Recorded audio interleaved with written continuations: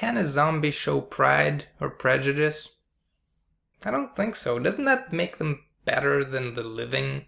Hi, my name is Anton, and this is my take, a What the Flick segment where community contributors like myself get to grab a movie and bite into it with some commentary. Pride and Prejudice and Zombies.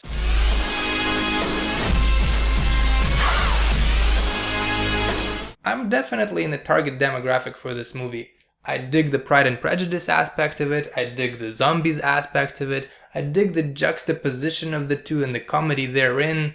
I'm on board. The movie starts out exactly as you'd expect from the trailer. A good deal of action balanced out by decorum of the high society. It's good. But things do slow down towards the middle, and if you're in it for the zombies, you're gonna feel a little stifled for a while. But if you're in it for the intrigue and romance, you're gonna find plenty of meat on that bone. The Bennet sisters may have transformed into a team of femme fatales, but the suitors ain't gonna find themselves. So off they go from one ball to the next, scoping out the candidates and fighting the good zombie fight. The writers do a really good job of setting the scene for this movie. Everything is put in historic and geographic context, and things more or less check out. The dialogue is well written, the characters are as developed as you can expect from this type of movie, and the acting performances are actually quite decent. There are quite a few actors from the Game of Thrones in this movie, but I have to say their presence adds certain cachet to the proceedings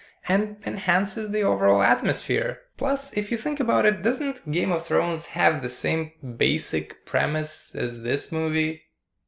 The character of Parson Collins, played by Matt Smith of Doctor Who fame, is my single favorite thing about this film. He is the intended comedic foil and ultimately the only thing truly funny about this movie. The blabbering buffoon whose hubris and total lack of social awareness make him a perfect source of comic relief throughout the film. Where the movie fell short for me is, as a horror film, it only really had a few good jump scares, and I think it could really benefit from a few more of these adrenalizing experiences. It would help keep the attention of people who are bored by the whole stuffiness aspect of it, and really do more of a justice to the zombie component of it. Some of the camera work in this film also looked questionable. With a little more effort, it could really take on more of a cinematic, spectacular quality to it. And quite frankly, this type of film really does need picturesque cinematic moments to be memorable. Another part that didn't quite rise up to the challenge was the ending. Without spoiling it, it wasn't exactly bad, but it's not what you would call a strong one either. Overall, this film achieves what it sets out to accomplish